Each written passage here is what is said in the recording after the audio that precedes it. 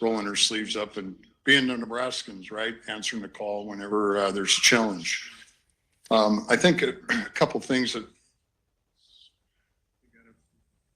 Say it again. You got a reverberation.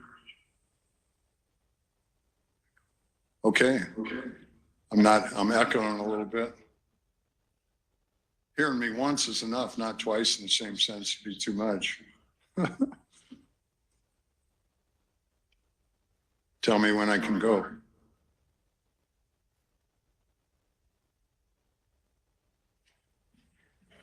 All right, there we go. We're perfect. Awesome. I think a couple things that I think is really important, so that I've had the incredible privilege of being the 41st governor now, just a year and 2 weeks, something like that. And if we just think back of what's all gone on, last year at this time, there were extraordinary winter events taking place out from the Sandhills into the Panhandle, and all the work that Nebraskans have done in the snowplows and mobilization. I think one of the first things I remember is where mobilization of a lot of snowplows and blowers out into Cherry County and out into the Western Panhandle. Is, you know, there are areas that had over 100 inches of snow and some of the toughest winters ever. And really that's where we find ourselves today for the eastern part of the state, and in particular the northeastern, but pretty much north to south, where we're having extraordinary moments. And I think there's a couple things that I think are incredibly important today. First off, for all Nebraskans, if I had the privilege to welcome troops home this morning in Omaha, and you might say it doesn't seem that bad, it's really important that all Nebraskans stay home, because the wind chill is crippling, the snow blowing is crippling, and I think right now that what I got briefed and our team will be talking about, we have almost 15% of our roads closed across the state, which is a pretty significant event since the floods of 19.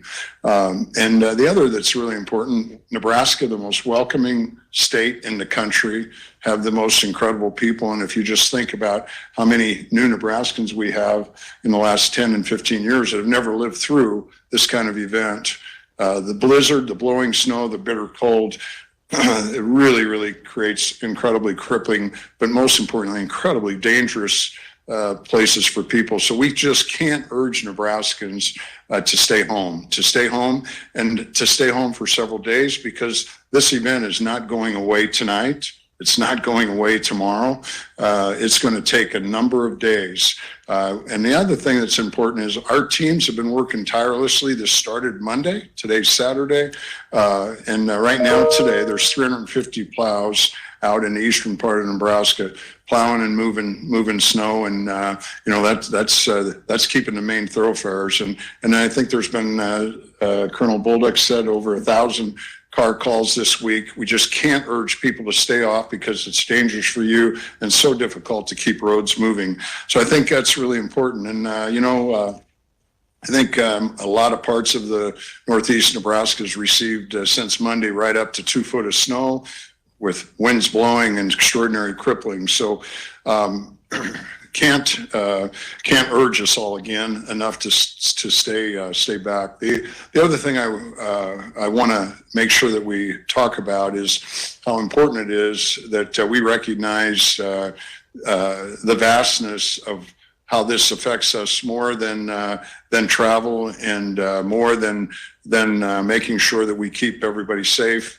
It's so important that we stay home, and that we're able to recognize the needs that is, once we get our highways through, that want to make sure that all Nebraskans in agriculture, all Nebraska livestock producers, recognize that we have a really, really good pulse beat on how critical it is and how much help is needed.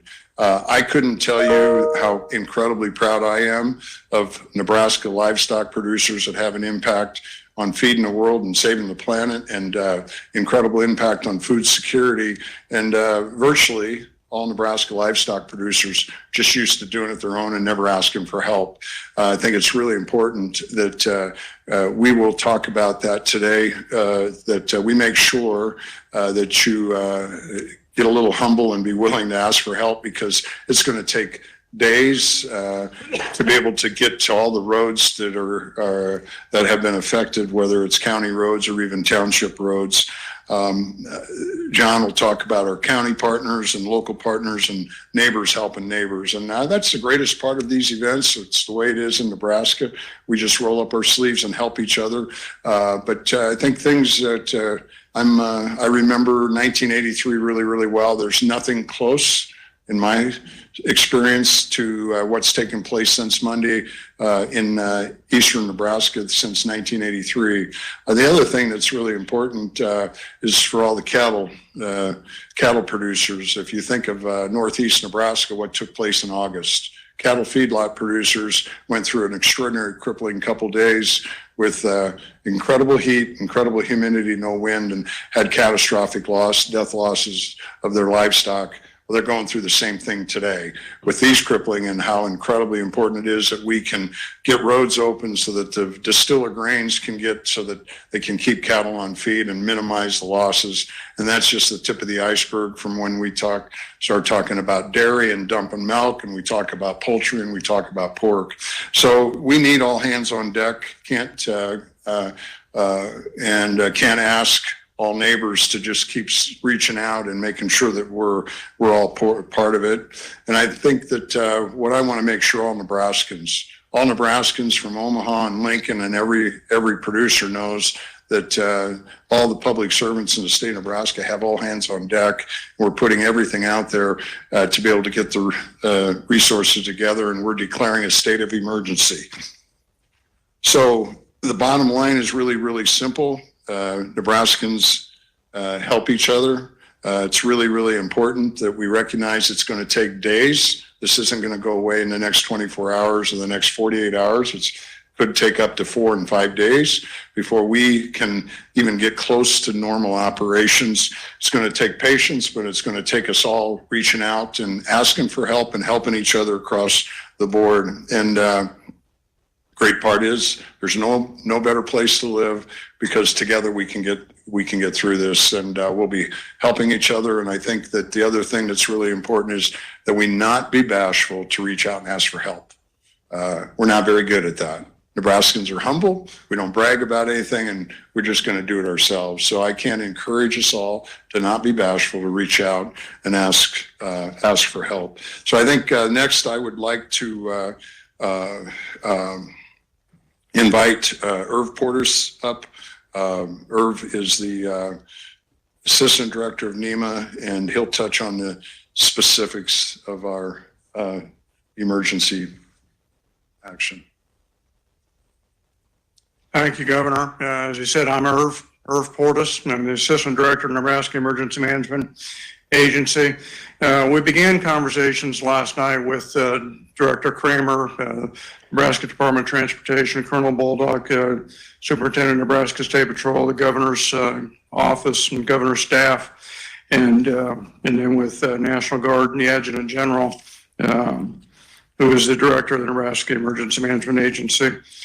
So the Governor has authorized an emergency declaration. We're working on the text of the proclamation at this point, but the intent of this proclamation is that Nebraska's experienced exceptionally hazardous winter conditions, including heavy snow, high winds, sub-zero temperatures with the remnants of the winter storm for the last 3 days, causing significant accessibility and management difficulties for ag producers of livestock and dairy livestock production due to impassable local roadways, necessitating the emergency response, which is a whole of government response to address, minimize impacts, and restore us to a state of normalcy as soon as possible. So with the emergency proclamation, we've activated the State Emergency Operations Center. Again, our first briefing at 1 o'clock today to begin identifying what the impacts are, and then working towards resolution of those impacts as quickly as timely possible. With the most significant impacts being on Department of Transportation and State Patrol, and then the livestock producers who need access to their facilities across the affected areas of the state. So I will turn this over to John Cannon, Nebraska Association of County Officials. Thank you, Irv. My name is John Cannon. I'm the Executive Director of the Nebraska Association of County Officials. 93 counties across Nebraska that we represent, and counties are often perceived as the first line of defense for a lot of essential services. In particular, the last several days, it's our emergency managers, our sheriffs, and our highway superintendents that have really been taking the brunt of it. And occasionally those services get overwhelmed at the local level. And so from our part, we certainly appreciate the partnership with the state. This isn't the first time I've met any of these folks here, so we've laid the groundwork over the last several years, and we certainly appreciate that. As you all know, it's a little brisk outside. It's really cold in northeast Nebraska, and we're getting reports of vehicles and equipment that are breaking down. At least one county, I asked them for an assessment, and they said they couldn't give us an assessment because everything was frozen in place and they couldn't get out to go see what was going on. So as far as the needs that we see, a lot of it is stuff that the state has already taken care of. They're working on right now. A lot of the need is really just opening state highways, in particular highways 91 and 79 in Dodge County, 81, 121, and 32 in Madison County, and 275 in parts of Stanton County. We need help with plows, getting roads open. We need to be able to get farmers, as the governor had mentioned, farmers to their livestock for feed and water. And but one of the things that kind of overwhelmingly that I've heard from a lot of emergency managers across the state is the whole thing about messaging that the governor brought up, and that is we needed to encourage people to stay in their homes, not go anywhere that they don't need to be going to if it's not essential. People that are traveling on the roads need to know what the danger is, because anything that's going to overwhelm those points that we have in the system are really going to be detrimental to all of us. Again, I want to thank the governor for inviting us to talk about what the county's needs are. I'll ask all of you to please layer and be warm. And I'd like to introduce Vicki Kramer, the Director of the Department of Transportation. Thank you. As the governor and John and Irv said, the situation we're in today is dire. We've got 1,700 miles of the state's 10,000 miles of highway currently closed and impassable. So when we look at the overall scope of things, this is something that's going to take days to dig out of, literally. And so the counties are in a position where they need help. The DOT has reallocated resources over the last few days to be able to provide the support we need for the state highway system, as well as hopefully to our counties as we look at what the needs are. That means that our crews, as the governor said, this isn't our first storm. Our crews have been going strong since Christmas, really.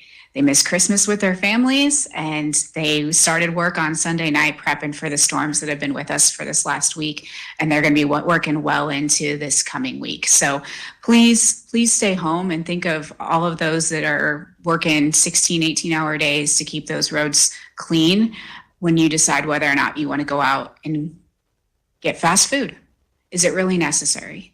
At the end of the day, we need all of our plows directed at making sure these highways can stay open, so we're not towing vehicles and moving things around, because every vehicle that gets left on a highway, it becomes another obstacle that our crews have to move around. So please continue to think hard about whether or not you need to be on the road, and also encourage your neighbors to do the same, and just stay safe, because your neighbor could be one of those guys out behind a plow, and we need everybody to be safe. So in terms of scope of the situation, we've got about 108 closures currently going on. That's over 1,700 miles of highway, as I said. We've got around 370 plows active in just eastern Nebraska. So as the governor said, if you look about Highway 81, north-south, everything east of that is impacted. So it's going to take several days as we dig out of it. Please understand, we need everyone to stay home. It's going to be multi-days before we get to some of those county roads and some of those highways that we need to be able to get everybody home safe. So thank you. I want to again thank the NDOT crews and our local county partners. Without our snow fighters, we wouldn't be able to get through this. So thank you very much. I'm going to turn it over to Colonel Bolduc to talk about some of the public safety measures we're taking. Thank you, Director Kramer, and for all the outstanding work DOT is doing right now to help in this situation. Our troopers have been extremely busy this week, as you might imagine, especially in the last 2 days. As of noon today, we've assisted over 400 stranded motorists since this storm began on Thursday. And most of those drivers have slidden off the road or became stranded in the middle of the traffic lanes because of snow or because of vehicle malfunctions. For this entire week, we're well over 900 motorist assists, probably by 1,000 by now. While this week included 2 major winter storms, this latest storm has included both challenges and risks that are much different than the storm earlier this week. The extreme cold and bitter wind chills can be life-threatening, even with limited exposure. This latest snowfall was also light, and it is conducive to blowing around. The heavy winds aren't going to subside, what we're hearing, until very late tonight. Our troopers have encountered hundreds of motorists who thought that it was safe to travel, only to become stranded and start causing what we refer to as the domino effect. You're going down an east-west highway, it looks great, you become stranded, other vehicles become stranded behind you. Now we can't get emergency vehicles to you, we can't get plows to plow around those vehicles. As of right now, we're trying to effect a rescue of 2 people stranded in a vehicle in Saunders County who've been there since last night. They've run out of fuel, they've run out of food and water, and our closest trooper, the closest we can get to them is 6 miles. Until we can get other resources to them, they're going to be in dire straits. I'm confident that we'll get the equipment needed to get those folks out. That is being repeated over and over and over throughout eastern Nebraska. The best way to prevent that from happening is to not go outside and drive. It's as simple as that. If we have to divert resources to you when you become stuck, that's one fewer resource that may be needed in an emergency that was not predictable and was not preventable, whether that be a snowplow, a fire truck, an ambulance, a trooper. If resources are being devoted to something that's preventable, we can't help somebody else. It's simple as that. As the governor said, help your neighbors, help your fellow Nebraskans. Don't become part of the problem. It's going to take us multiple days to get out of this situation. So we really need everybody's help. And the best way to help is to stay home.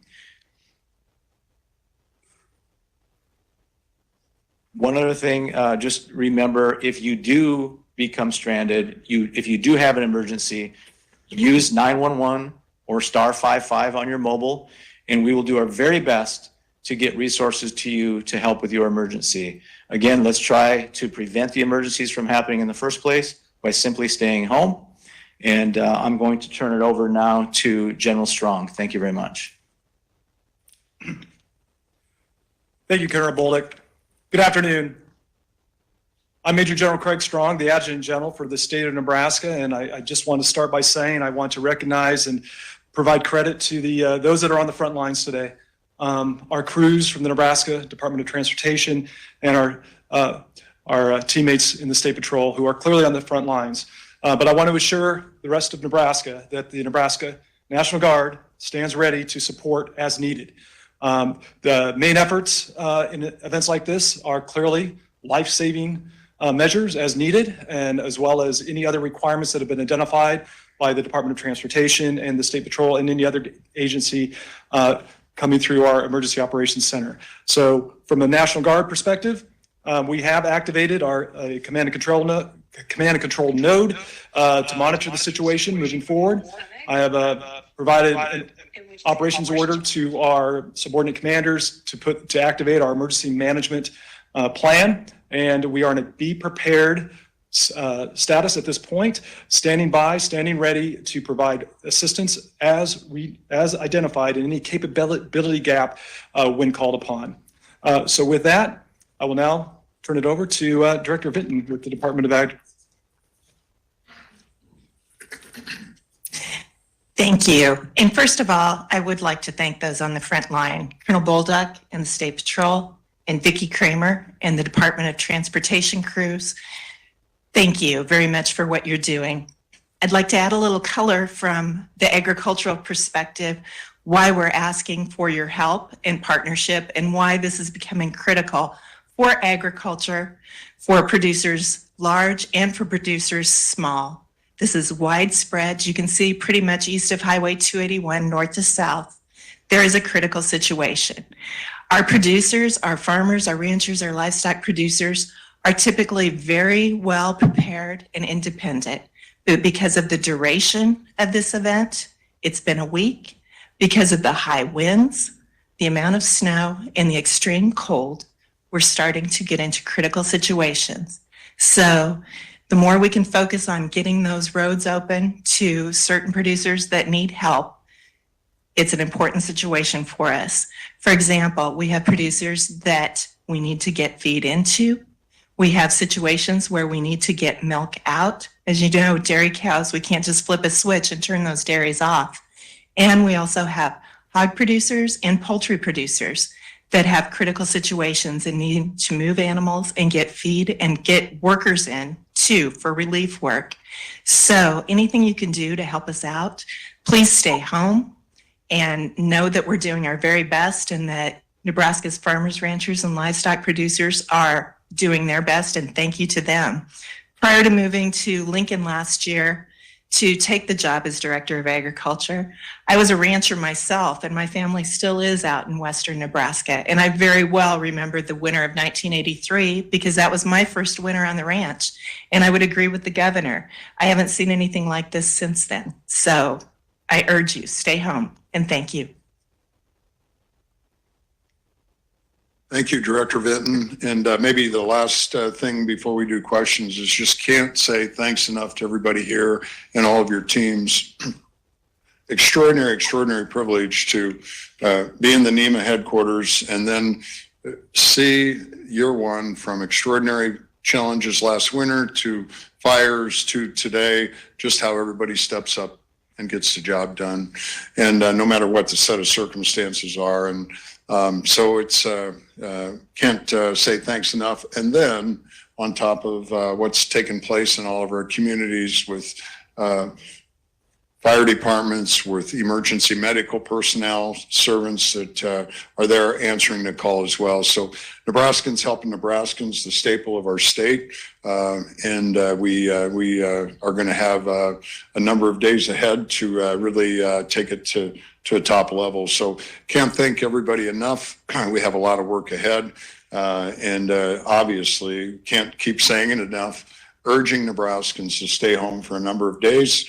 You know, you might be in the center of a community, we're in a town and sheltered from the wind and say, you know, it's not so bad. Trust me, when you just get outside in the open, it's extraordinary and it's bone chilling cold and it's very, very dangerous. And I think yesterday I heard that it's been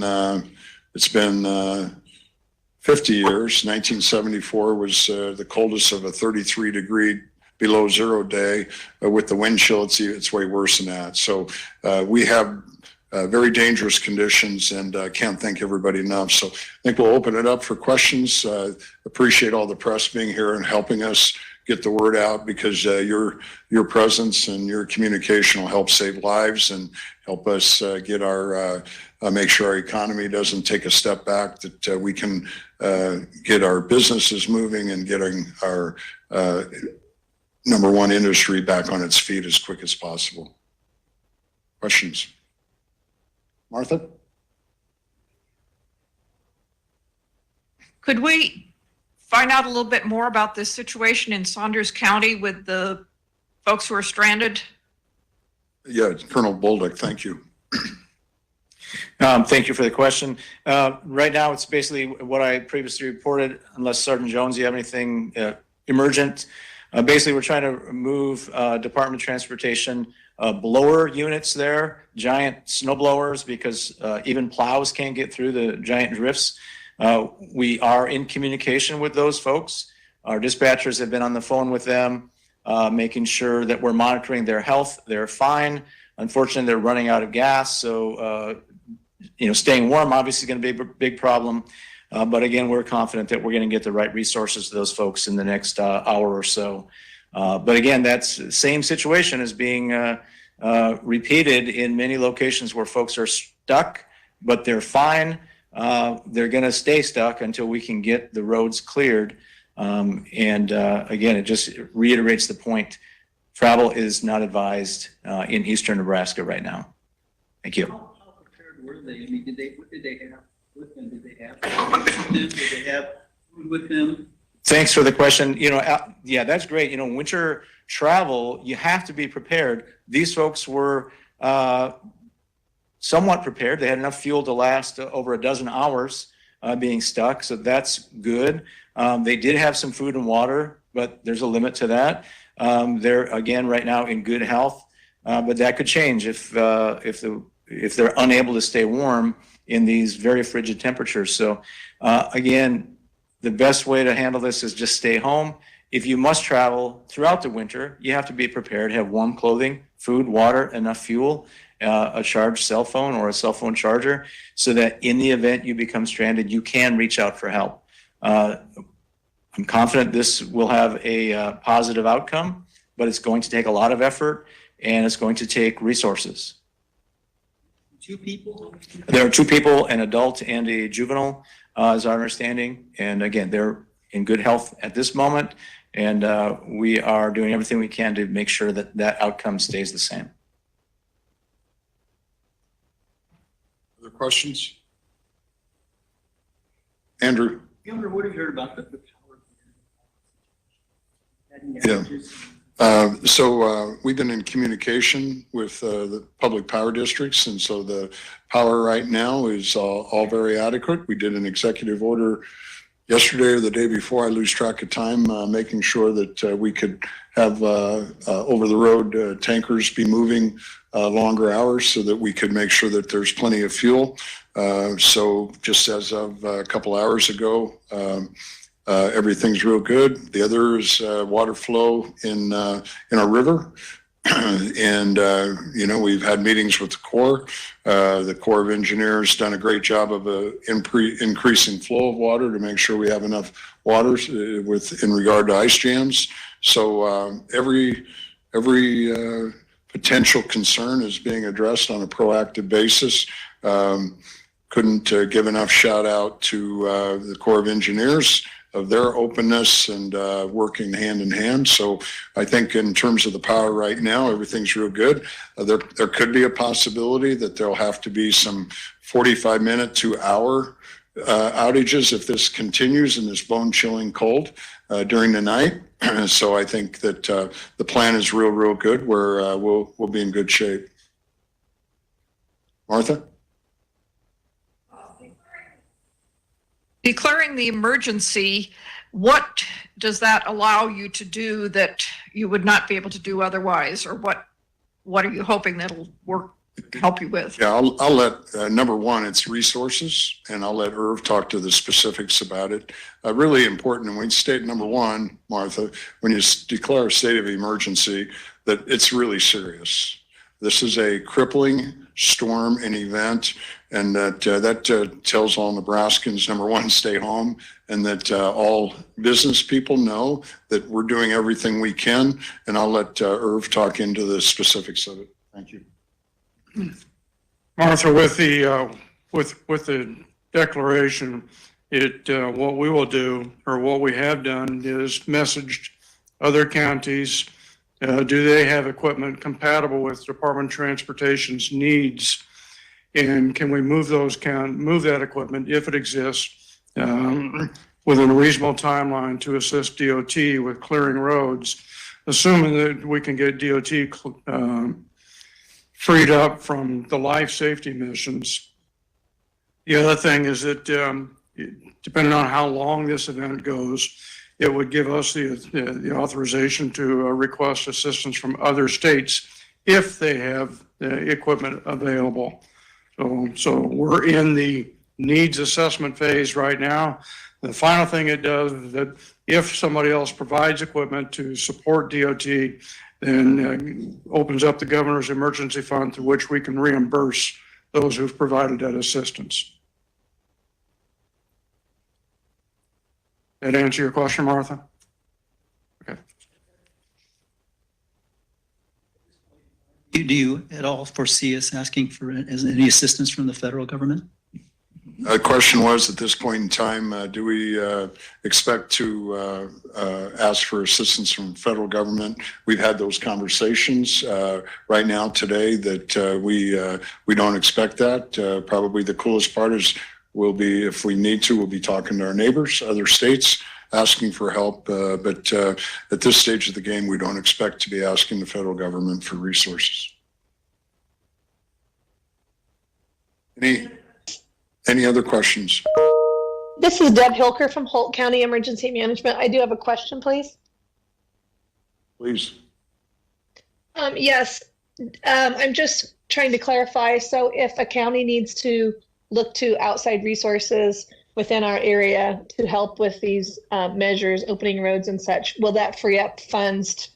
I don't know if it'd be from the governor's fund or elsewhere, but will that free up funds to allow us financial assistance to do that? And are you talking state roads or county roads when we talk about this extra assistance? Well, if the first step is please submit your ISR to the NEMA Watch Center. We'll evaluate the request. The intent here is to first free up the DOT equipment so that they can open up the 1,700 miles of state roads that are already closed, keep them open, and then provide assistance through DOT to counties to get those roads open. So producers can access their operations.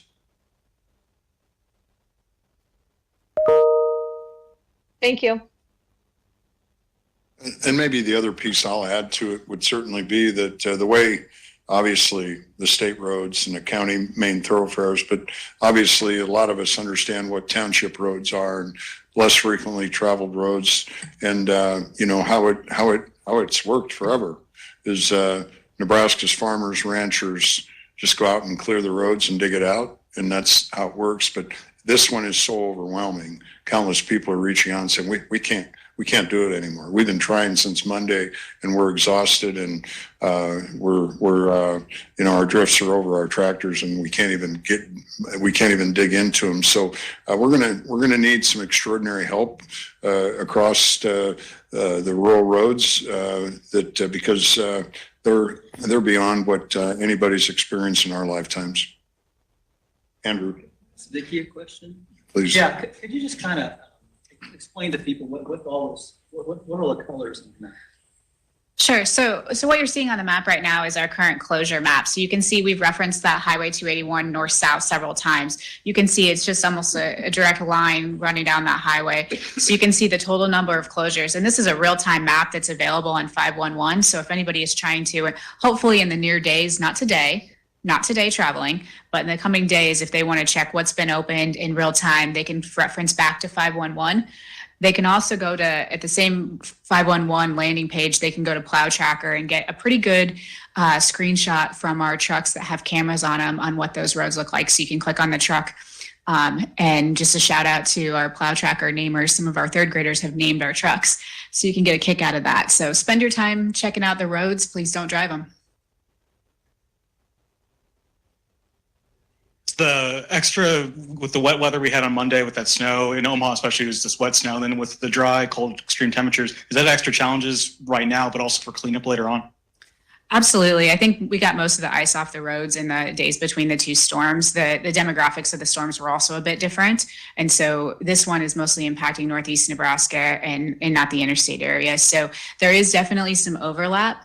But in terms of just the road, we were pretty clear through the Wednesday piece. Where I see the biggest impact is in our personnel. Keep in mind the same people that were plowing roads Monday and Tuesday are plowing roads through the weekend. So making sure that we keep those drivers behind the plows safe, that's the number one priority.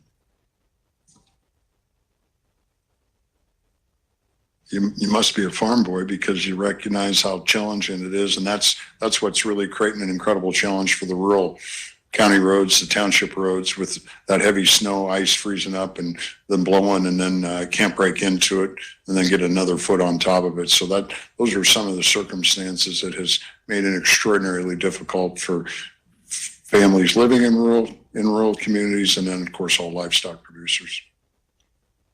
Martha. Can you talk about how staffing looks? I know that the state was experiencing a shortage of people to work on the roads previously. So how do things look now? Yeah, Martha's question is about how staffing, there's no question, Martha, everybody's wore out.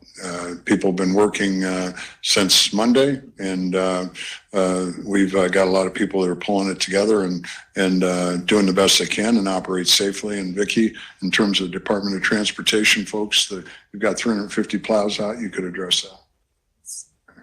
Thanks for the question, Martha. With the governor's help last year, we were able to secure some increases in wages for our maintenance staff. And so that has helped quite a bit with filling our team. I've personally laid eyes on our maintenance staff, anyone who's joined us in the last year, and talked with our district operations managers.